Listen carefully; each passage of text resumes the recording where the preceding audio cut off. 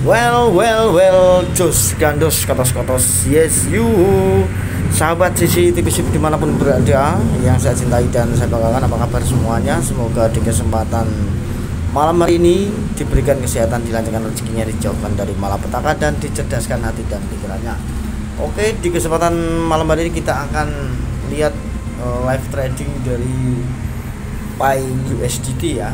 Untuk saat ini Pi kembali mengalami kenaikan step by step lagi, karena untuk 2-3 hari ini kemungkinan hanya sedikit migrasi pembukaan kunci, hanya sekitar 8 jutaan. Jadi tentunya ini investor mulai lagi membeli Pi lagi ya, dan begini seterusnya nanti. Pi akan terus semakin adopsinya meluas, pelan-pelan step by step, tentunya ini akan naik seiring waktu ya, tidak hanya di 0,6 0,7, nanti tentunya akan bisa mencapai di 1, ke atas lagi, bahkan bisa melewati nantinya di 2 hingga 3 US dollar step by step. Dan inilah tentang Pi Network saat ini. Tetapi masih ada beberapa pendapat ya, argumen ya, tentang open network dan open mainnet yang tentunya masih menjadi blunder. Yang jelas nilai Pi hanya satu atau tunggal ya. Namanya Pi, namanya mata uang global, apalagi ya cukup satu, nggak ada nilai ganda. Ini yang mau nuker dengan GCP siapa nantinya gitu ya. Kalau nilainya intern komunitas saja yang dipakai, yang digunakan, yang masih di walletnya belum di bursa ya, yang mau beli siapa itu, karena namanya uang tetap hanya satu ya, standar mata uang nilainya hanya satu, yaitu yang diakui dunia, yang mungkin di bursa saat ini.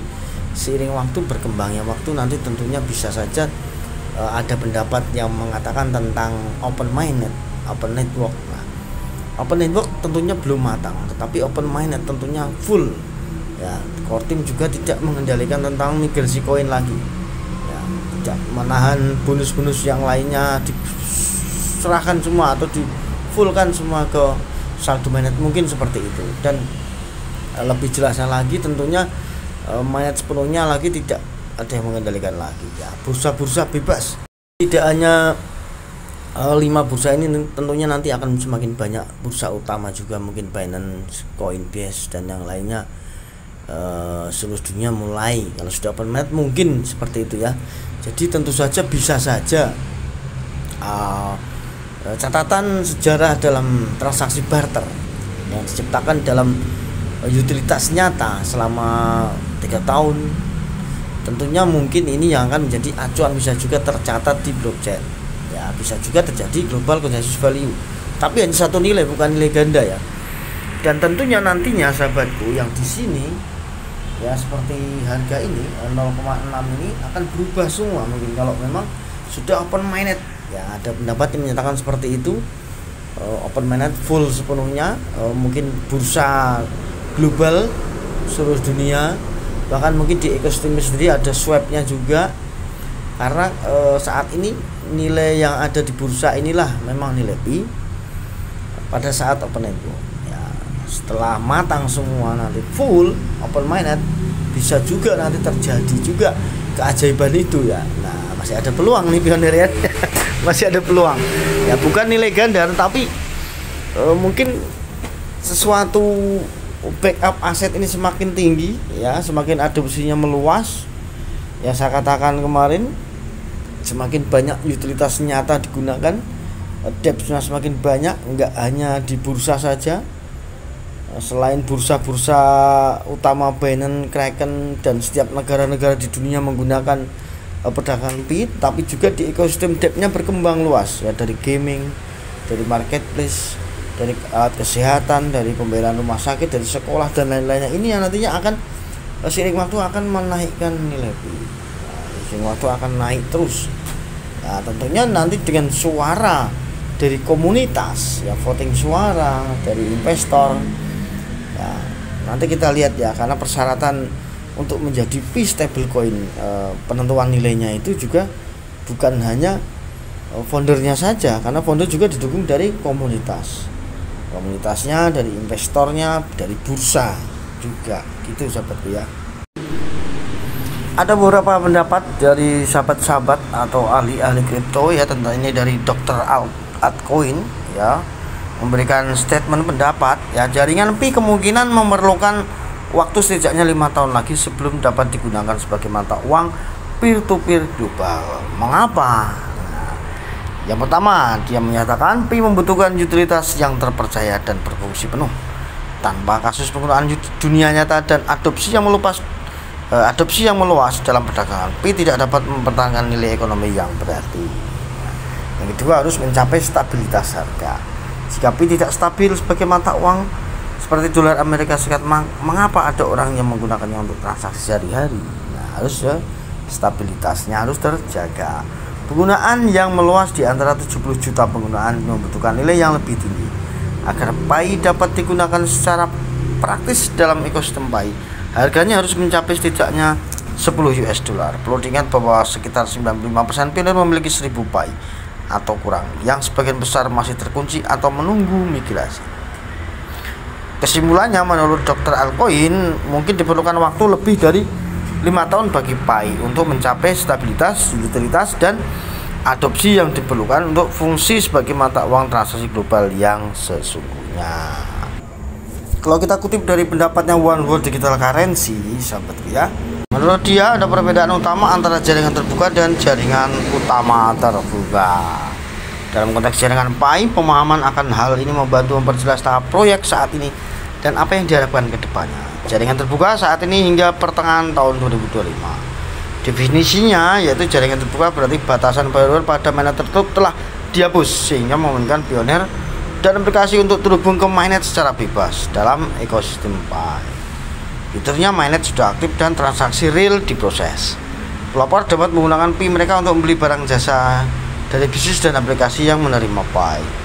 Aplikasi dan situs web eksternal sekarang dapat berinteraksi dengan API mainnet melalui PSK dan API, tetapi belum terdaftar di bursa eksternal manapun berdasarkan kebijakan resmi. Nah, kebijakan resmi berarti kalau memang belum terdaftar di bursa manapun tapi ada bursa KYB, nah tentunya yang KYB ini sudah terdaftar ya di bursa KYB, itu berarti tetap sudah terdaftar di bursa, cuman belum bursa global, artinya belum bursa utama seluruh dunia ya.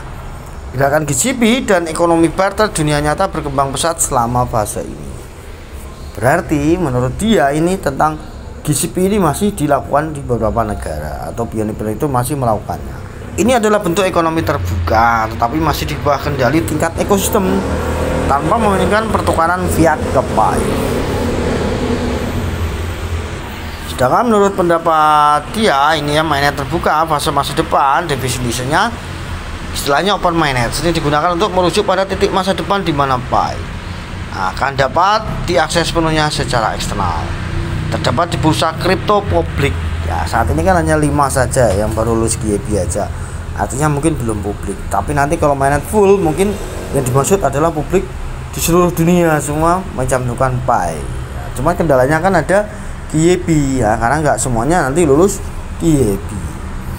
Dapat diperdagangkan secara bebas dengan mata uang kripto dan fiat lainnya ya, itu maksud sini artinya bisa ke Bitcoin, bisa ke ETH ya, bisa ke Chainlink, bukan hanya ke USDT saja atau ke yang lainnya. Seperti halnya sekarang sudah mulai merambah ke Euro ya, Cina Yuan dan yang lainnya. Adapun IDR juga seperti itu ya, Pi IDR nantinya seperti itu kalau sudah full mainnet tanpa batasan apapun dari tim inti.